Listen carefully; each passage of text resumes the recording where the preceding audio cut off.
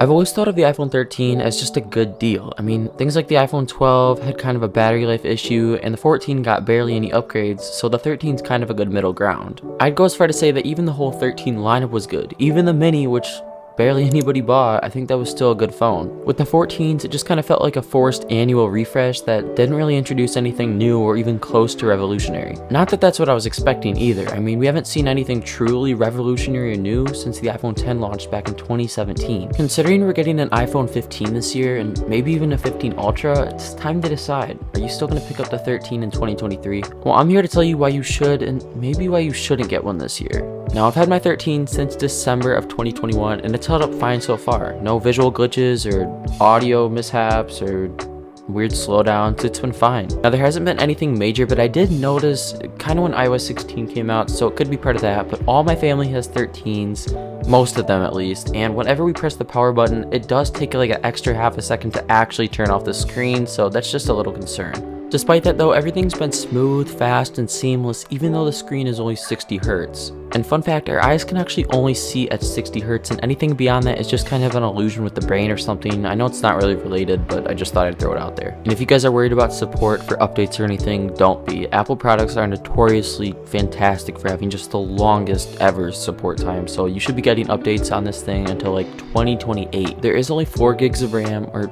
sorry Apple, unified memory, but you shouldn't worry about that because Apple's products are so optimized that they'll run smoothly regardless. In terms of storage, 128 should be enough unless you really do a lot of work and store a lot of stuff on your phone, but that's what I have and I have never run out. As for the cameras, they're obviously both fantastic, even the ultra wide, which does get a little blurry at times if you do take too many wide shots. I don't even know.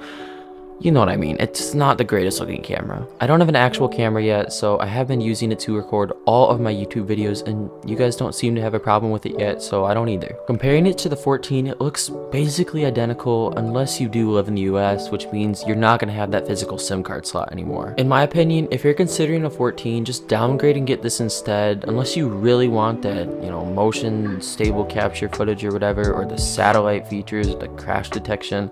This just makes more sense. Or better yet, get the 13 Pro refurbished or whatever for around 800 bucks. I mean, you're getting that 120 Hz screen, you're getting those 3 triple cameras, you're getting all the features of the Pros without bumping up to the 14. In 2023, I absolutely think this phone is a great buy for anyone not looking to buy the most expensive thing out there, and things like the 11 and the 10R have been long recommended as kind of the budget Apple good safe phone to go to, but I think those times have passed. For example, neither of those phones have OLED screens, meaning you're not going to get the best colors and the deep blacks that you would on every other phone besides the SEs since 2017. In my opinion, 2021 was one of Apple's best years in, well, recent years, and for that reason I think all the iPhone 13s are great buys here in 2023, even though we are going to be getting new phones later this year.